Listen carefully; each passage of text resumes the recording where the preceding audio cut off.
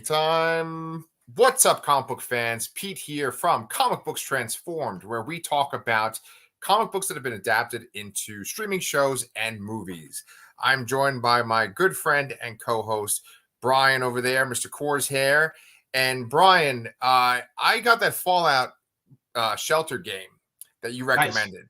Nice. Yes. And I was doing good, man. I had like a community. I had rooms that were like expanded. I had my water getting made and my, food and everything. And then rad roaches came and just killed everyone. Those damn rad roaches. Wait till you get to wait till your first death claw shows up. Well, I don't even know what the hell that is. Death claws are like probably the most famous kind of enemy that other than ghouls and rad roaches that come out of Fallout, but they're deadly. They're terrifying. Okay, and we haven't seen them on the show yet. No, we have not. I thought we were for a minute in this episode, but no. With the bear? Yeah, I'm like, they walked into this cave. I'm like, oh shit, is this going to be a death claw? And unfortunately, no, it's just a radiated bear. But still pretty deadly. Yeah, pretty rough for Michael Rappaport, apparently. Yes. Yeah. Fun fact: I have met Michael Rappaport in my life. What with your podcast job? Yeah, previously, he only came through our offices one time, but I was there. Oh God, who was his guest? I don't remember who his guest was, but yeah, I met Michael Rappaport. He had a podcast. Oh my God, what is it called? It's just I Am Rappaport. I think that's the name of it. Okay. I have a T-shirt from the podcast they gave me. It's actually a very nice T-shirt. It's a very soft T-shirt. I still have it somewhere. Yes. But yeah, he was actually a really nice guy. Yeah, I know. It's kind of funny because he, I think in general, plays unlikable characters, or at least has been doing that for a couple of years now. And he's pretty unlikable in this episode of Fallout. Oh, yeah. Yeah. So for those of you that are listening at home or watching us on YouTube, we are talking about Fallout Episode 2, which is entitled The Target. I know that all the episodes of Fallout have dropped, but we are going one by one, and we haven't seen any of the episodes beyond the first two. Yeah, and I'm going to be watching this week by week. I'm not going to speed ahead. I'm going to go week by week and do it, because that's the way it should have been done. So take notes, Amazon, because I know you're watching. Yes. Listen to Brian, guys. Yeah. And it's funny, Brian, too, because there's so much other content out there right now. Oh, I hate using that fucking word. But there's so much other stuff out there right now that we could be talking about. Rebel Moon Part 2 came out today. There is the Planet of the Apes movie coming out soon. I think there's even another show that we could be watching too right now. Probably. I also want to talk about the Transformers 1 trailer. Yeah. Oh my God, that fucking thing too. Yeah, that's worthy of a video unto itself. Yeah. Shit. We'll figure out where we can squeeze that in sometime, but maybe not today. Yeah, it's not like, we have full-time jobs or children or anything that we have to worry about. Yes. No, none of those things. So let's jump into this. So this episode starts out, they want to make sure that we know, hey, this show can be edgy and it can be graphic, and they take a newborn puppy and just throw it right into an incinerator right away. Yeah, it's funny. I actually watched it. I just told you the story off before we started recording. I'm going to tell it again for everybody else. Yes. I watched this morning at like 5 o'clock in the morning. I woke up very early. I fell asleep at 9 o'clock last night for some reason. And then like 2 seconds into the episode, my son gets up and I'm like, oh, okay, whatever, I'll leave it on. And then this is what happens. He's being incinerated. Yeah. And so we get this, kind of like a backstory to everything that's going on in the show. We see into the Enclave, which I didn't even realize that until the end of the episode, that's what they're talking about when they say the Enclave. Is it the Enclave? I mean, yes, it is, because they said they mentioned in the first episode that what we're looking for is from the Enclave. That's right. Yeah, because in the first episode, they have a couple of scenes where someone's sketching a picture, or they're using Morse code or something to make a picture, and it's Michael Emerson from Lost. Yeah. Yes. Yeah. Do you did you watch Lost? Oh yeah, I watched Lost. I Lost was one of my earliest week to week shows that I love to just talk about and speculate and fantasy book and all that stuff, and it brought a lot of joy for a time. By the end, I was a little thrown off, but because yeah. But were you a fan of Ben, Michael Emerson's character? Yeah, he was fantastic. I think he was one of the best characters in the show, to be perfectly honest. Oh, and he's done some other comic book related things. He was Joker in Dark Knight Returns, right? I believe. Probably, yeah. Yeah. Wow.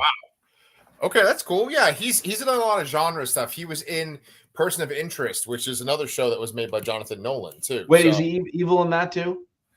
No, not necessarily. He's the one that makes the artificial intelligence that they use to like solve crimes. That sounds evil to me. Yeah, AI is pretty evil at this point. Yeah. So he's the guy. He's got a real fucking weird name too. He's like Ziggly Wiggly or something. He's got a. You wrote Siggy Wilzig in here, and I remember seeing that, but I would not have remembered if you didn't write it down. Yes. So it starts out with a montage where he is like measuring dogs' weight, and if they're not a certain weight, then they get incinerated. Then he's kind of like training this dog.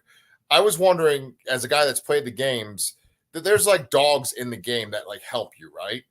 Yes, almost every game you have a dog companion, or at least the more recent ones. There's always a dog companion. I don't know what the significance is other than that. So I'm a little curious as to what is going on there, and more specifically, why was he sneaking around with this dog? Yes.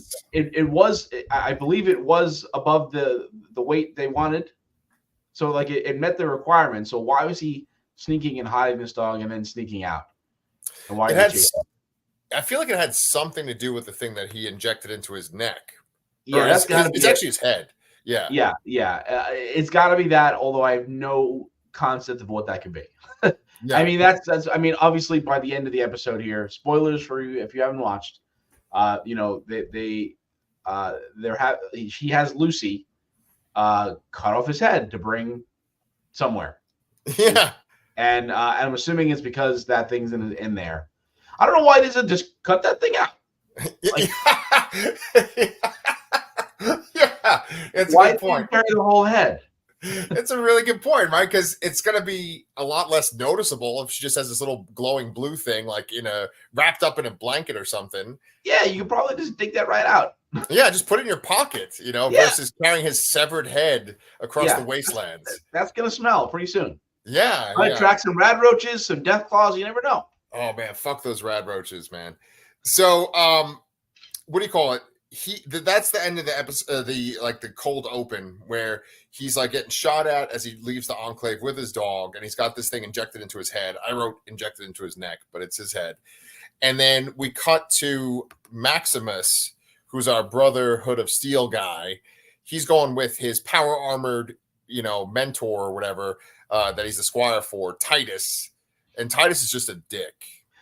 Titus wants to just stop the mission because he's bored and he wants to shoot some shit. Yes. And also, like, Maximus goes to make conversation with him, and he just, like, takes off his cod piece and is like, clean this. Yeah. Yeah. So he's an asshole. And then, of course, we find out that he's, like, bringing it back to the beginning of our conversation. He's played by your best friend, Michael Rapaport. Yes. Yeah. I thought it was pretty funny, honestly. I mean, yes, he was an asshole. But yeah, he sends the guy without armor into this cave, which he has no reason to go into because he just wants to go shoot shit. Yeah. I mean, I guess he sees some bones around, but like he thinks something's in there, but he's clearly a chicken shit himself. Yeah. Yeah. So I think there was some kind of evidence or something that made it seem like the person they were hunting, which was Michael Emerson, was in that area. That's right. Yeah, the jacket was there, and there was some like the can of not spam. It was something cram, something like that. Some spam equivalent. Okay. Yeah. Well, that's what happens because we start to have these paths converge where Michael Emerson's character Siggy Wilzig meets up with Lucy. They meet each other on the road, and then they start going to this town that's called Philly, but it's not Philadelphia. It's like Philly. They go there. Meanwhile, Maximus is in the cave with Titus, and then, of course, that bear that we mentioned shows up and just fucks up Titus. Yes. Although I'm kind of confused on how he got that injured, sort of. Yeah. To the point where he would be dying. Yeah. You think there was like internal injuries? maybe, but I kept thinking about how how we were speculating in the first episode who put the razor blades in that other recruit's boot, and how we thought, well, at least I thought it was Maximus that did it, and they're just not telling us yet. Right. It feels like now there are two kind of things here that Maximus, like although he's trying to be a do-gooder at the same time, Yeah. but he seems to have some kind of like hero complex, and he seems to be willing to do what he needs to do to enable that. Yeah, it's a real interesting dynamic because I think he thinks that there's something very wrong with the world. I mean, clearly there is, right? Yeah. And it's like he'll do ruthless things to get the power to make the world right. Yeah.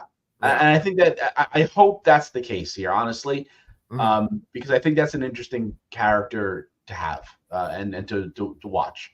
Yeah. And he pretty much just lets Titus die. Titus talks about how if like a squire fails their mission, they'll be hung and like the vultures will eat them and stuff. And Maximus just doesn't care. He just leaves them to die. And then he eventually dons the suit himself. And then we get this sort of like kind of like Man of Steel sequence where he's just trying to fly combined with like Tony Stark wearing the Iron Man suit for the first time. Yep. Yeah. What'd you think of that sequence? Yeah, I mean, he took to it pretty quickly. I was surprised by that because usually you have, I mean, they kind of show him messing up later on, which I appreciated because you can't just step into that and be good at it, I guess. Yeah. So I did like the sequence there. They had the little the fire coming out of the arms and stuff. Yeah. Yeah. Well, that's like what I liked a lot was he's like jumping around. He's doing these big kind of Hulk jumps, and he lands in this area where there's a bunch of abandoned houses. He crashes into like just one of the posts of one of the houses, and then like a whole part of it comes down. I really like that. Yeah. And he comes upon an argument between these two guys that are living on the surface, and apparently one of the guys. I forgot. Yes. One of the guys he takes the side of the bigger. I'm sorry. He takes the side of the smaller guy, and he's like holding the head of the bigger guy because he was like on top of the other guy, and it turns out that the reason why the bigger guy was beating him up was because he was having sex with chickens. Yes, and that's probably the most disturbing thing in the episode. Yes. I don't know. No. The incinerating puppies is probably worse. It's up there, but yeah. So just go ahead. That's probably probably the worst thing that I had to sit through with my son sitting next to me. Oh really yes. He didn't ask a question. He didn't say anything or pick up on him. He was like, please. Yes. Go past it. Oh man, that can be rough. That happens when I watch TikTok with my kids sometimes. Where you never know what comes up, and they'll be this cocksucker or something like that. Oh, I'm terrified of watching things like that with the kids around. Yeah. Yeah. So the guy that has sex with chickens makes his way to Philly. We see him later in the episode too. But pretty much every single character we've seen so far makes their way to Philly. Yes. It's funny how they all kind of converged here at the same time here. And I don't know if this is supposed to be Philadelphia or anything like that. I don't know where the hell they are right now. Yeah, ditto. But at the beginning of the episode, I had the captions on, so I appreciate that it was spelled Philly with the F. Okay. Yeah. I think they do eventually show a sign that says it spells it like that, but I am curious as to where they are exactly. Well, wherever they are, I wouldn't say that it's too far from a coast because when Lucy comes out of the vault, she is by an ocean. Yeah, and they're going around a desert too, which makes me think more West Coast. But then again, this is a nuclear apocalypse, so maybe deserts were created. Yeah, everything's a desert. Yeah, and there's actually this great scene too where I didn't have it as one of the tickers, but Lucy, when she comes out, she runs into a guy that's like in a house by himself, and he sees that she has water, and he just like downs her whole bottle of water. Yeah. It's a pretty funny show. Yeah, it is, and I like how they're showing this. This very much feels like the game in the sense that when you play as a Vault Dweller, people treat you as some kind of like newbie that doesn't know the world, essentially, and they try to take advantage of you. So I do like that aspect of that. I think I really like Lucy's kind of like happy-go-lucky attitude. Yeah. There's a point where there's a conflict going on, and she eventually decides to enter it, do what she has to do. And she's just like, gosh darn it, or something like that.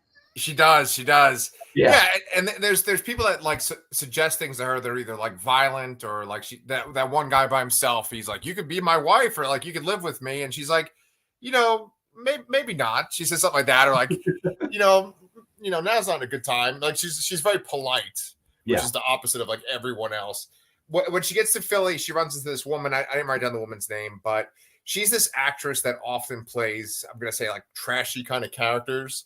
The very first time I ever saw her was in this movie Winter's Bone with Jennifer Lawrence, and she kind of Okay. has like a type where she kind of plays like these characters that look like they're all Is that Ma June? probably, yeah, Okay. yeah. And so like everybody comes together. I was actually surprised to see the Ghoul and Maximus and also Lucy all in one shot together. And not to mention the Doctor what's his face, Wilzig. Wiggly Ziggly, yeah. So they're all together, and the Ghoul is coming after them. They find out that Dr. Wilzig has he has the bounty on him. Yes. And the Ghoul just basically like shreds all the people that want to get the doctor. Yeah, this is where that kind of like campy goriness shows up in this episode again, and I really appreciate. I very much enjoyed that sequence there. The Ghoul's kind of a jerk, but he's interesting. Yeah. One of my favorite shots, because they would do this thing where like when he would shoot someone, it would like slow down, and then you just see these people flying backwards.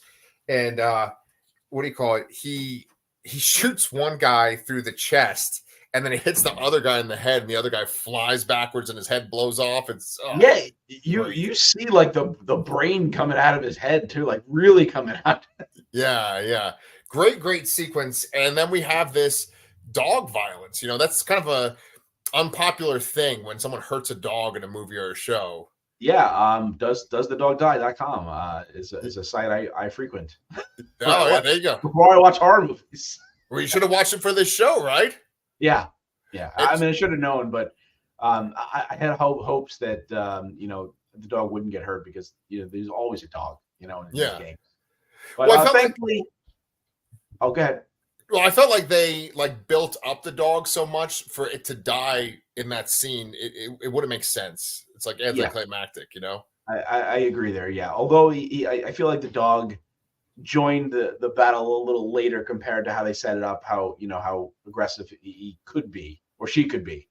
So yeah. I mean, I don't know what happens with it later on. It's with the Ghoul now, right? Yeah, so the Ghoul recognizes that the dog came there with Dr. Wilzig, and revives it with a stim pack. I love this the kind of also campiness of the stim packs. Just take a little shot and you just up. You're great. Yeah. It's you kind of think about they try to like write around it or something like that, or make it people not get hurt as much to explain it, but. No, they're just fully going on with video game logic that you inject yourself with something and you're instantly healed. Yes. I wish I had some of those stim packs for my vault dwellers, but everyone was effing dead, and I have like no money. My vault is a mess. I also destroyed all my rooms so I could like rebuild, make it like fit because all I have in my vault now are pregnant women and children. There's like 7 of them, so. I don't know what's going to happen. I'm sorry. Well, the good thing is I'm pretty sure no one attacks pregnant women. They don't. What happens in the game is that the pregnant women just run out of the room when something happens. Yeah. So the Ghoul just fucking blows off, Michael, whatever his fucking name is. They blow off his leg. Yeah, he shoots his foot off right off there, and he's gore abound here. And then they... I've never seen this in a Fallout game before. Maybe it's something I don't know, but they put on this little apparatus that kind of grinds off the dangly bits, and then they just screw on a fake foot and like a metal foot. I also love the detail that the foot is not on straight. It just looks so painful, and I don't know what that does for the pain, but I couldn't imagine going through something like that and then walking for however long they walked.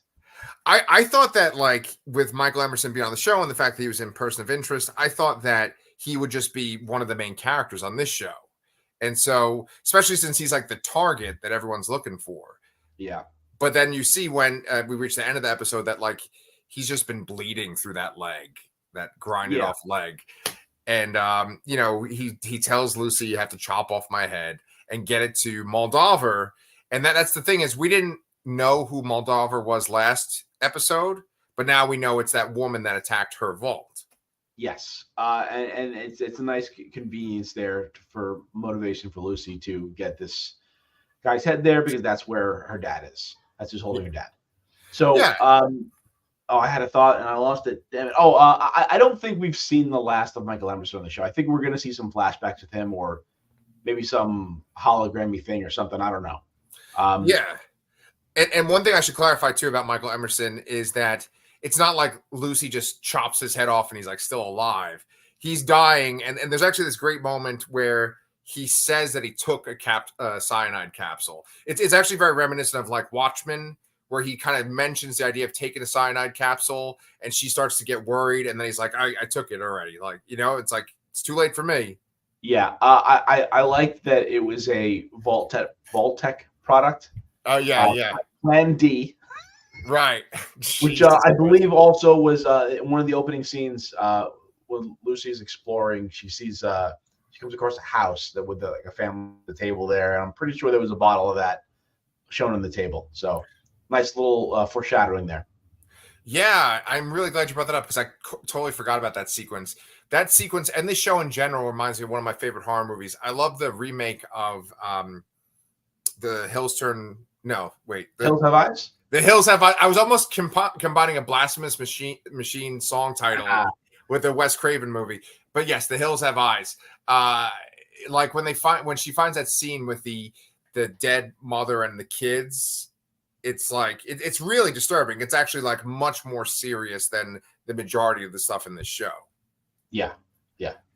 But you know, it just sort of drives home the point that like the world has ended. Like it's pretty horrible what's happened here. So yeah, it's just, you know, you're facing the end of civilization here. Whether or not you're going to die of a slow, painful death from radiation or just people coming to take what little you have left. It is a potentially viable solution, I guess. Yeah. Plan D. That's fucking fantastic.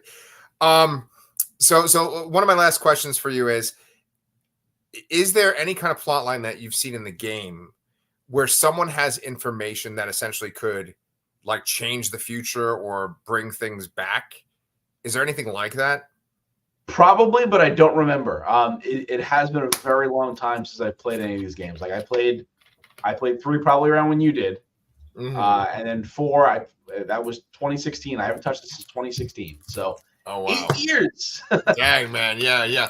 I do want to buy the Fallout game, the one that you told me about. That was like $5 on PlayStation 4. Yeah.